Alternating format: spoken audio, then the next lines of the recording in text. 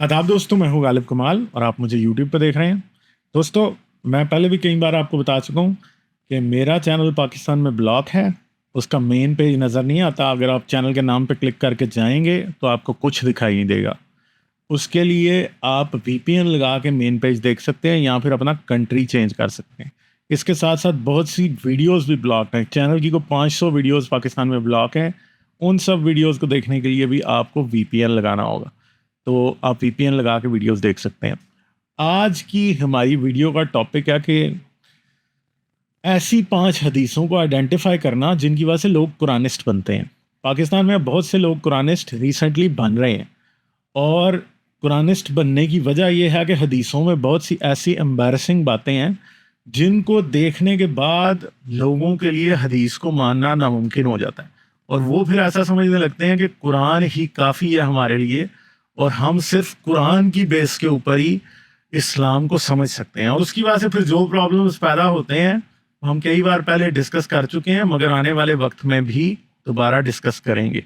ठीक है, एक तरफ इंजीनियर मोहम्मद अली मिर्ज़ा जैसे लोग हैं जिनका टोटल इस्लामी मुकदमा हदीस के ऊपर मबनी है और वो हदीस की बेस पे जो मुख्तलिफ डाइवर्जिंग स्कूल्स ऑफ थॉट हैं इस्लाम के, उनको रिजॉल्व करना चाहते हैं। उनके ख्याल में सहाय सित्ता जो हैं वो काफ़ी हैं इस्लाम की समझ बूझ के लिए और वो कुरान की एक्सप्लेनेशन देते हैं। मगर इंजीनियर साहब का जो मसला है वो एक मुगालते पर मबनी है, उसके ऊपर हम दोबारा बात करेंगे और आने वाले दिनों में आपको काफ़ी सारी वीडियोस उसके ऊपर देखने के लिए मिलेंगी कि इंजीनियर साहब क्यों एक गलत फहमी का शिकार हैं और हदीसें जो हैं वो इस्लाम की असल शक्ल हमें या रसूलुल्लाह के ज़माने की शक्ल इसलिए नहीं दिखा सकती क्योंकि ये हदीसें रसूलुल्लाह की वफ़ात से कोई 2 सदियां बाद लिखी गई थी। तो फिर लोग कुरानिस्ट क्यों बनते हैं? क्योंकि इन्हीं हदीस की किताबों में बहुत सी ऐसी बातें लिखी गई हैं जो कि रसूलुल्लाह के कैरेक्टर को बहुत इस लाइट में पोर्ट्रे करती हैं कि वो आज के अखलाकी मेयार के ऊपर पूरा नहीं होता था। इसके साथ साथ बहुत सी साइंटिफिक बातें ऐसी हैं जो कि गलत हैं हदीस के अंदर। वो तो कुरान में भी गलत है मगर हदीस में बहुत ज़्यादा गलत हैं। और ऐसी हम 5 हदीसों पे या 10 हदीसों पे दोबारा बात करेंगे जो कि साइंसी तौर पे इंतहाई गलत हैं, उनके ऊपर भी बात करेंगे। मगर आज का जो मेजर मुकदमा है वो असल में अखलाकियात की बुनियाद पे है, क्योंकि बहुत से लोग जो शक्ल रसूलुल्लाह और अर्ली इस्लाम की हदीस में दिखाई जाती है उससे लोग बहुत तंग आते हैं और लोग उसकी वजह से कुरानिस्ट बन जाते हैं और हदीस को त्याग देते हैं। वो समझते हैं बुखारी, मुस्लिम, इब्न माजा, सुनन नबी दाऊद, इन किताबों की कोई वैल्यू नहीं है। मगर मसला ये है कि लोग ऐसी डिसीजन लेते क्यों हैं? क्योंकि हदीसों में जो बातें लिखी हैं वो आम तौर पे कुरान के मुताबिक ही होती हैं। उस मामले में इंजीनियर का जो मुकदमा है वो इतना भी इनवैलिड नहीं है, क्योंकि कुरान जो बातें कह रहा होता है हदीसों में उन्हें एक्सप्लेन किया गया होता है। हाँ, ऐसा हो जरूर सकता है कि कोई हदीस ऐसी हो जिसे कुरान की कोई आयत बिल्कुल भी किसी भी इंटरप्रिटेशन के मुताबिक सपोर्ट ना करे, मगर किसी ना किसी मौलवी की या किसी ना किसी आलम की आज के या पुराने में कोई ना कोई ऐसी इंटरप्रिटेशन हमें हदीस की मिल जाती है जो कि उसे कुरान की आयत के मुताबिक बनाती है। इवन के ज़ईफ़ किताबों की हदीसों को भी कुरान की आयतों से कुछ उलमा की राय में सपोर्ट किया जाता है और वो समझते हैं कि ये आयतें, ये हदीसें कुरान के मुताबिक हैं। मगर मसला ये है कि जब हदीसें रसूलुल्लाह के कैरेक्टर को और अली इस्लाम को बुरा दिखाती हैं तो बहुत से लोगों के लिए ये एक्सेप्ट करना मुश्किल होता है, क्योंकि उनको बचपन से उनके माँ बाप ने इस्लाम का दीन तो सिखा दिया है। वो समझते हैं कि ये दीन करेक्ट है या ये मज़हब करेक्ट है। ठीक है, तो वो बजाय के मज़हब की बुनियाद को क्वेश्चन करने के वो उसके आसपास की चीज़ों को क्वेश्चन करते हैं। तो वो उसके वेस्टिजेस को या आसपास जो उसके लिम्स हैं उनको क्वेश्चन करने लग जाते हैं। तो उसके लिम्स में फिर क्या आता है, उसमें हदीस आती है तो लोग हदीस को छोड़ देते हैं।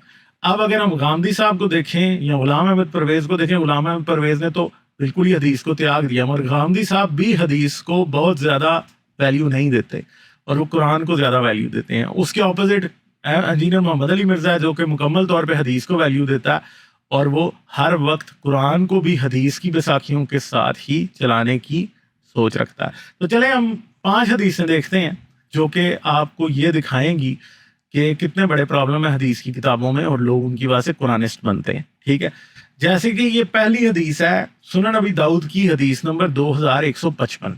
इस हदीस में क्या लिखा गया है?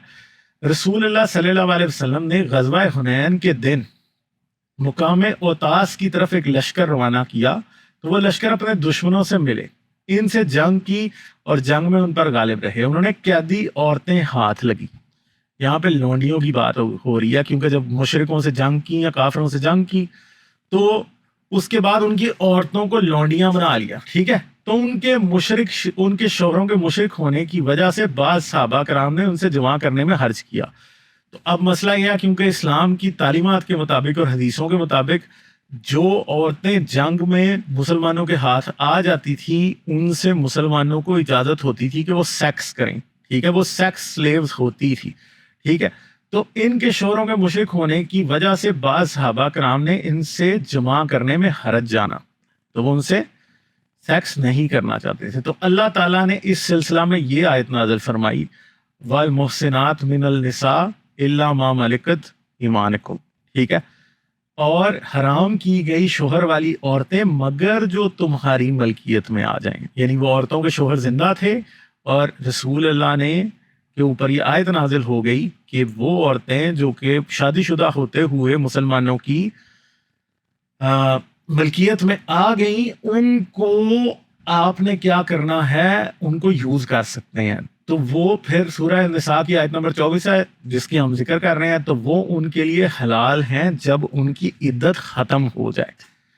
تو اب یہ ہے کہ وہ شوہر والی عورتیں، وہ ساری کی ساری کافر عورتیں جو ان کے ملکیت میں آئی تھی، وہ لونڈیاں تھی، تو انہوں نے کیا کیا، انہوں نے ان کو حلال سمجھا اور ان کو سیکس سلیو کے طور پہ یوز کرنے میں رسول اللہ کو کوئی بھی پرابلم نہیں تھا. بلکہ یہ آیت نازل ہوگی قرآن کی جس کی یہ تعویل کی گئی ہے اس حدیث کی کتاب میں. تو یہ بہت سے لوگوں کے لیے جو کہ عورت کو ایک انسان سمجھتے ہیں، جو غلامی کو غلط سمجھتے ہیں، ٹھیک ہے، اور جو سمجھتے ہیں کہ اسلام ایک ایسا مذہب نہیں ہے جو ان کے اندازے کے مطابق ایسا مذہب نہیں ہے کہ جو کہ انسان اور عورت کی اس قدر تذلیل کرے، نہ صرف اسے غلام بنائے بلکہ اسے ایک جنسی لطافت کے لیے غلام یا لونڈی بنا لے. ٹھیک ہے، تو وہ لوگ پھر اس طرح کی حدیثوں کی وجہ سے حدیثوں کا انکار کر دیتے ہیں اور وہ سمجھتے ہیں کہ قرآن ہی کافی ہے اور قرآن سے آگے نہیں چلنا چاہیے. تو پھر اس کے بعد قرآن سے لوگ بڑی تعویلیں کرتے رہتے ہیں قرآن میں جو غلامی سے ریلیٹڈ آیتیں ہیں ان کی. ٹھیک ہے، پھر ایک اور حدیث ہم دیکھ لیتے ہیں، صحیح بخاری کی حدیث نمبر 4138، یہ ہماری ویب سے میں نے اس کو نکالا ہے. ٹھیک ہے، تو یہاں پہ میں مسجد میں داخل ہوا تو ابو سعید خدری رضی تعالیٰ عنہ موجود تھے. میں ان کے پاس بیٹھ گیا اور میں نے ازل سے متعلق ان سے سوال کیا. ازل کا مطلب ہے کوئٹس انٹرپٹس، یعنی جب کوئی مرد کسی عورت سے سیکس کرتا ہے تو یہاں تو وہ سیمن سیکس کرنے کے دوران وہ عورت کے اندر چلا جاتا ہے، یعنی وہ جب پوائنٹ آف کلمینیشن پہ پہنچتا ہے تو وہ سیمن اس عورت کے اندر جانے دیتا ہے. یہاں پھر ایسا ہوتا ہے کہ وہ اسے نکال لیتا ہے، تو اس چیز کو اپنا پینس نکال لیتا ہے اور وہ کیا ہوتا ہے وہاں پہ کہ وہ جو ہوتی ہے وہاں پہ جو سیمن ہے وہ عورت کے اندر کے بجائے باہر ہوتا ہے. تو اس طرح سے یہ پرانا کانٹراسیپٹیو ہے، پرانے زمانوں میں اسے کانٹراسیپٹیو سمجھا جاتا تھا اور پریگننسی کا چانس ایٹ لیسٹ اس کی وجہ سے کام کر لیا جاتا ہے. تو ابو سعید خدری سے یہ صحابی تھا، اس نے سوال کیا. انہوں نے بیان کیا ہم رسول اللہ صلی اللہ علیہ وسلم کے ساتھ غزوہ بنی مستلق کے لیے نکلے. تو بنی مستلق عرب کا ایک قبیلہ تھا، یہ یہودی نہیں تھے، یہ عرب تھے. ٹھیک ہے، ان کا قبیلہ تھا جن کے پاس یہ گئے.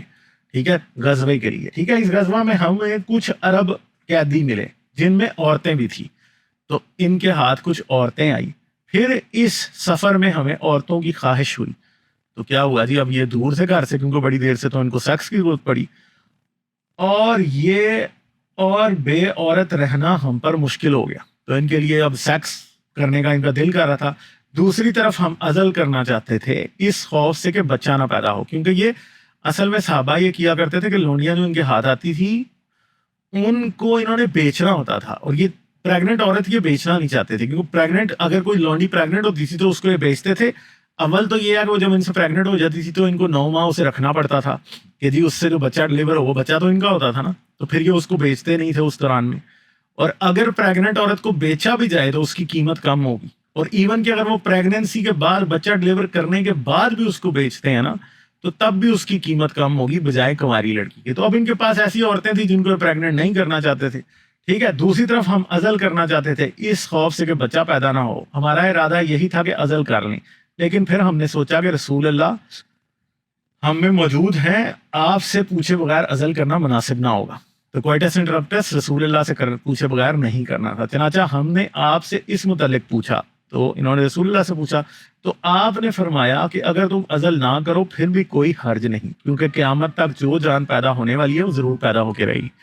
تو مسئلہ یہ ہے کہ اس آیت اس حدیث کے اندر بہت سے لوگوں کو لگے گا کہ یار یہ تو کوئی بڑی بات نہیں ہے، ٹھیک ہے، مگر مسئلہ یہ ہے کہ ہمیں اس سے ایک بات کلیئرلی پتہ لگ رہی ہے کہ سیکس سلیوری کتنی عام تھی اور اس کے مسئلے کس طرح سے یہ یوز کرتے تھے اس کو، ٹھیک ہے. اور رسول اللہ نے لوگوں کو لونڈیوں کو پریگننٹ کرنے کی فل اجازت دے رکھی تھی اور وہ چاہتے تھے کہ لونڈیاں پریگننٹ ہوں، ٹھیک ہے. تو یہ ساری چیزیں آپ کے سامنے ہیں. تو یہ بھی ایک کافی شرمندگی والی حدیث ہے. اگر آپ اپنے آس پاس اپنی رشتہ دار عورتوں کو اس سچویشن میں رکھ کے سوچیں تو آپ کو سمجھ آئے گی کہ یار یہ کیا یار ہو رہا تھا، ٹھیک ہے. تو یہ چیزیں وہ ہوتی ہیں جن کو دیکھنے کے بعد آپ کو لگتا ہے کہ یار یہ مذہب جو ہے یہ اچھا کام نہیں کر رہا تھا، ٹھیک ہے. تو اس لیے بھی بہت سے لوگ پھر کیا کرتے ہیں، وہ قرآنسٹ بن جاتے ہیں اور وہ اسلام کو وہ قرآن حدیث کو چھوڑ دیتے ہیں. پھر اگلی حدیث ہم دیکھتے ہیں، یہ صحیح بخاری کی حدیث نمبر 6819 ہے، ٹھیک ہے. اب یہ ایک بڑی ظالمانہ حدیث ہے، اس کا میں ذکر بھی کر چکا ہوں، جس کے اوپر میں نے مدینہ محبت اور پتھر کے نام کا ایک افسانہ بھی لکھا تھا. اس ویڈیو کو بھی آپ میرے چینل پہ سرچ کر کے مدینہ محبت اور پتھر دیکھ سکتے ہیں، ٹھیک ہے. تو اس میں ایک حدیث ہے، رسول اللہ کے پاس ایک یہودی مرد اور ایک یہودی عورت کو لایا گیا جنہوں نے زنا کیا تھا، ٹھیک ہے. یہودی اور یہودیہ تھے جن کو رسول اللہ کے پاس لایا گیا، انہوں نے زنا کیا ہوا تھا. حضرت نے ان سے پوچھا تمہاری کتاب تورات میں اس کی سزا کیا ہے؟ تو رسول اللہ نے پوچھا کہ تمہاری تورات میں اس کی کیا سزا ہے؟ انہوں نے کہا ہمارے علماء اس کی سزا چہرے کو سیاہ کرنا اور گدھے پہ الٹا سوار کرنا تجویز کی ہوئی ہے. تو انہوں نے نا جھوٹ بتا دیا کہ جی ہماری کتاب میں تو یہ لکھا کہ یہاں ہمارے عالم جو ہے وہ یہ کہتے ہیں کہ جنہوں نے زنا کیا ان کا منہ سیاہ کر کے، یعنی ان کے چہرے پہ کالک مار کے انہیں گدھے پہ الٹا بٹھا کے پھرایا کرو، ٹھیک ہے. اس پہ حضرت عبداللہ بن سلام رضی تعالیٰ عنہ نے کہا یا رسول اللہ ان سے تورات منگوائیے. تو رسول یہ جو صحابی تھا اس نے کہا بھائی تورات منگاؤ ان سے. جب تورات لائی گئی تو ان میں سے ایک نے رجم والی آیت پہ اپنا ہاتھ رکھ لیا اور اس سے آگے اور پیچھے کی آیتیں پڑھنے لگا. تو وہ شخص تھا، اس نے کیا کیا، وہ لوگ جو تھے وہ اس عورت اور آدمی کو رجم نہیں کرنا چاہتے. رجم کا مطلب کیا ہوتا ہے کہ زنا کی سزا کے طور پہ پتھر مار مار کے آپ کسی کو مار دیں، ٹھیک ہے. تو وہ نہیں کرنا چاہتے تھے، ٹھیک ہے. مگر رسول اللہ تو یہ بات، یا پھر رسول اللہ کے صحابی تو اس بات سے نہیں کر رہے تھے، تو وہ نہیں کرنا چاہتے رجم، اس لیے انہوں نے رجم والی آیت چھپا لی، ٹھیک ہے. تو اور آگے اور پیچھے کی آیتیں پڑھنے لگا. جب عبداللہ بن سلام نے اس سے کہا کہ اپنا ہاتھ ہٹاؤ، اور جب اس نے اپنا ہاتھ ہٹایا تو آیت رجم اس کے ہاتھ کے نیچے تھی. تو اس نے ہاتھ اس سے ہٹوایا تو نیچے دیکھا کہ رجم کی آیت موجود تھی. حضرت نے ان دونوں کے متعلق حکم دیا اور انہیں رجم کر دیا گیا. تو ان دونوں کو، عورت اور مرد کو رجم کیا گیا، ان دونوں کو پتھر مار مار کے مار دیا گیا. حضرت ابن عمر رضی تعالیٰ عنہ نے بیان کیا انہیں بلات مسجد نبوی کے قریب ایک جگہ میں رجم کیا گیا، ان دونوں کو پتھر مار مار کے مارا گیا. اور ابن عمر نے کیا دیکھا، میں نے دیکھا کہ یہودی عورت کو مرد بچانے کے لیے اس پہ جھک جھک پڑتا تھا. تو مرد جو تھا نا وہ اس عورت کے سامنے آ رہا تھا کہ پتھر اس کو نہ لگے. یہ کتنی ظالمانہ قسم کی حدیث ہے کہ وہ تو دونوں شاید آپس میں لورز تھے، پتہ نہیں ان کی کیا سٹوری تھی کہ وہ اس عورت کے ساتھ کیا ہوا یا اس مرد کی کیا سٹوری تھی. اور اگر وہ صرف شہوت ہوتی یا وہ کوئی بڑے زناکار قسم کے گندے لوگ تھے تو وہ اپنی جان اب خود پتھر اس کے لیے کیوں کھا رہا ہوتا ہے؟ اس کا مطلب ہے کہ وہ آدمی تو اس سے واقعی محبت کرتا تھا نا اس عورت سے. رسول اللہ نے ان دو محبت کرنے والے لوگوں کی محبت کا جنازہ ہی نہیں نکالا، ان دونوں کا بھی ساتھ ہی جنازہ نکال دیا، ٹھیک ہے. پھر یہ ایک اور حدیث ہے بخاری کی 2541. اس حدیث میں اگر ہم دیکھیں تو اس حدیث سے یہ پتہ لگتا ہے کہ مسلمان بالکل بے خبر لوگوں کے اوپر جا کے، رسول اللہ کے مسلمان جو تھے وہ حملہ کر دیتے تھے. نبی کریم صلی اللہ علیہ وسلم نے بنو مستلق پر جب حملہ کیا تو وہ بالکل غافل تھے، یعنی انہیں پتہ ہی نہیں تھا، انہیں خبر ہی نہیں تھی کہ جی ہم پہ حملہ ہوگا. اور ان کے مویشی پانی پی رہے تھے. ان کے لڑنے والوں کو قتل کیا، عورتوں اور بچوں کو قید کر لیا گیا، ٹھیک ہے. ان کو عورتوں اور بچوں کو پھر لونڈی اور غلام بنا لیا گیا. انہی قیدیوں میں جویریہ رضی تعالیٰ عنہ ام المومنین بھی تھیں. नाफा रहमान अल्लाह ने लिखा था, ये हदीस मुझसे अब्दुल्ला इब्न उमर ने बयान की, वो खुद भी इस्लामी फौज के हमरा थे, ठीक है। तो रसूल अल्लाह ने बिल्कुल बेखबर लोग, जिनको पता ही नहीं था कोई उन पे हमला करने आ रहा है, जो तैयार ही थे लड़ने के लिए, कमीन लगा के उन लोगों के ऊपर हमला किया और उनको, उनकी औरतों को लोनियां बना लिया और उन लोगों को कत्ल कर दिया, मर्दों को, और औरतों और बच्चों को कैदी बना लिया, यानी गुलाम बना लिया, ठीक है। तो फिर जाहिर बात है कि इनके साथ भी वही सेक्स वाला सारा चक्कर और सब कुछ हुआ जो बनु मुस्तलिक के जो दूसरों के साथ हुआ था, ठीक है। अच्छा जी, तो फिर आगे अगर हम देखें, ये हदीस जो है ना, मतलब मुस्लिम की 1422 भी, ये हदीस बहुत सा तकरीबन तमाम ही साहिह सित्ता में मौजूद है, मुस्लिम बुखारी में तो बिल्कुल मौजूद है और औरों में भी मौजूद है, ठीक है। तो ये हदीस जो है ना, हजरत आयशा की उम्र से मुतल्लिक लोग पढ़ते हैं। अब गांधी साहब जो हैं वो आयशा की उम्र के मुनकर हैं, वो हदीस इसको मानते ही नहीं है। इंजीनियर मानता है मगर गांधी साहब जो हैं वो इस एज को मानते ही नहीं है, बुखारी या मुस्लिम की बेस के ऊपर जो लिखा गया। तो बुखारी में या मुस्लिम में ये लिखा गया, अल्लाह अपोस्टल मैरिड मी, रसूल अल्लाह ने मुझसे शादी की when I was 6 years old, जब मैं सिर्फ 6 साल की थी, and I was इनविटेड to his house when I was 9 years old, और मेरी रुखसती कब हुई, जब मैं 9 साल की थी। तो 9 साल की थी तो आयशा के साथ सेक्स भी हुआ। गांधी साहब इसका इनकार कर देते हैं और बहुत से लोग इसका इनकार करते हैं। आयशा की उम्र एक बहुत बड़ा मसला है, जिसकी वजह से बहुत से लोग मुनकर हदीस या कुरानिस्ट बन जाते हैं, क्योंकि किसी भी शख्स के लिए ये बात हजम करना बड़ा मुश्किल है कि एक शख्स जो कि अल्लाह का नबी है वो 9 साल की बच्ची से शादी कर सकता है, स्पेशली उन लोगों के लिए जो खुद बच्चों के माँ बाप हैं। एक शख्स जिसकी अपनी बच्ची 9 साल की है, 10 साल की है, वो कभी ये इमेजिन नहीं कर सकता, और उसमें उसके सीने में दिल है, वो किसी अपनी बच्ची से नफरत नहीं करता, वो कभी ये इमेजिन नहीं कर सकता कि इस उम्र की बच्ची को वो किसी शख्स को सेक्स के लिए दे देगा और वो उसकी बीवी बन जाएगी। कोई भी नहीं करना चाहता। हर शख्स के जहन में अपनी बच्चियों के लिए, बेटियों के लिए ख्वाब होते हैं कि वो पढ़ेंगी लिखेगी, वो किसी ऐसे शख्स से शादी करेगी जो उससे मोहब्बत करेगा, जिसके लिए वो कोई 9 साल का सेक्स टूल नहीं होगी। क्योंकि आप एक बात याद रखें कि जब आप अपनी बीवी से मोहब्बत करते हैं तो वो सिर्फ इसलिए नहीं होता कि आप उससे सेक्स करना चाहते हैं, आप इसलिए करते हैं, या आप किसी औरत को अपनी बीवी इसलिए बनाते हैं कि आपकी मेंटल अंडरस्टैंडिंग भी होती है। एक 9 साल की बच्ची के साथ आपकी क्या मेंटल अंडरस्टैंडिंग होगी, वो तो एक बच्ची है, उसके बारे में तो ऐसा ख्याल आ ही नहीं सकता। और आज बहुत से लोग जो कि किसी 9 साल की बच्ची को देख के, चाहे वो शादीशुदा हो या गैर शादीशुदा, उन्हें जब सिर्फ और सिर्फ बाप की शफकत ही उस बच्ची के लिए महसूस होती है, तो वो कैसे सोच सकते हैं कि अल्लाह का नबी एक ऐसी बच्ची से शादी कर सकता है। तो ये बहुत बड़ी मुश्किल पिल है उन लोगों के लिए सवालों करना जिनके दिल में थोड़ी बहुत भी इंसानियत मौजूद है। तो वो क्या करते हैं, वो इसलिए इस सारे मसले का, हदीसों वाले मसले का मुकम्मल इनकार कर देते हैं। ये 5 हदीसें जो मैंने आपको बताई हैं, ये सिर्फ एक सैंपल हैं। असल में बहुत सी और हदीसें हैं जिनको आप और मैं सोच भी नहीं सकते कि उनमें ऐसी ऐसी घरौनी बातें लिखी हैं। हर तीसरी चौथी हदीस में कोई ऐसी बात, अगर हदीस की किताबें आप शुरू से पढ़ने लग जाएं तो हर दूसरी हदीस में आपको कोई ऐसी बात मिलेगी जिसे आप इंसानी तौर पे एक्सेप्ट नहीं कर सकते। मगर मसला यह है कि इस्लाम की टोटल बुनियाद हदीसों पे खड़ी है, जैसे कि इंजीनियर कहता है और बहुत से दूसरे स्कॉलर कहते हैं। हदीसों के बगैर कुरान को या इस्लाम को एक्सप्लेन नहीं किया जा सकता।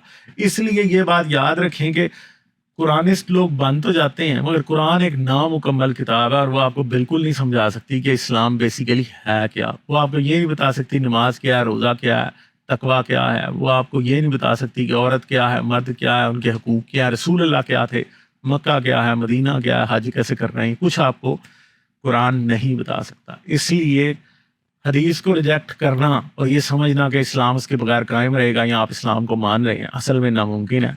मगर लोग ऐसा करते हैं क्योंकि वो हदीस को मानना नहीं चाहते। तो दोस्तों, उम्मीद है आपको इस वीडियो से बहुत सी चीज़ों की समझ आई होगी। ठीक है, इस वीडियो को अपने दोस्तों के साथ ज़रूर शेयर करें, इसे लाइक कर दें, सोशल मीडिया पे आप शेयर कर सकते हैं। ठीक है, इसके साथ साथ इस चैनल को आप पेपॉल, पेट्रियन और बाय मी या कॉफ़ी तीनों पर सपोर्ट कर सकते हैं। आपकी सपोर्ट बड़ी इंपॉर्टेंट है। जो लोग भी आप हैं जो मेरी इस स्ट्रगल के साथ एग्री करते हैं, जो समझते हैं कि जो किया जा रहा है इस चैनल के थ्रू वो एक कंस्ट्रक्टिव चीज़ है, तो आप लोग ज़रूर इस चैनल को सपोर्ट करें, लाइक ज़रूर कर दीजिएगा। ये आपको एक बार फिर याद दिला दूं कि चैनल पाकिस्तान में ब्लॉग है, اس کے لیے آپ کو VPN یوز کرنا ہوگا. مین پیج آپ کو چینل کا دکھائی نہیں دے گا. اگر آپ چینل کے نام پہ کلک کر کے جائیں گے آپ کو کچھ دکھائی نہیں دے گا. آپ کو یہ دکھائی دے گا this content is not available in your country. اس کے لیے آپ کو VPN لگانا ہے. اگر آپ VPN نہیں لگانا چاہتے تو آپ ایسا بھی کر سکتے ہیں کہ آپ یوٹیوب ایپ کی سیٹنگز میں جا کے کنٹری کو پاکستان سے کسی اور اچھے کنٹری کی طرف بدل دیں, اور ہو سکتا ہے کہ آپ کو پھر ویڈیوز نظر آ جائیں. اگر نہ نظر آئی تو پھر کیا ہوگا, آپ کو VPN لگانا پڑے گا. اپنا بہت خیال رکھیے گا. پھر آپ سے ملتا ہوں میں اگلی ویڈیو میں. اس ویڈیو کے آخر تک میرے ساتھ رہنے کا بہت بہت شکریہ. جانے سے پہلے اس ویڈیو کو سوشل میڈیا پہ شیئر کر دیں تاکہ یہ میسج اور لوگوں تک بھی پہنچ جائے. اس کے ساتھ ساتھ آپ اس چینل کو پے پال, پیٹریون اور بائی میاں کافی تینوں پلیٹ فارمز پہ سپورٹ کر سکتے ہیں. ان تینوں پلیٹ فارمز کے لنک اس ویڈیو کی ڈسکرپشن میں ہے.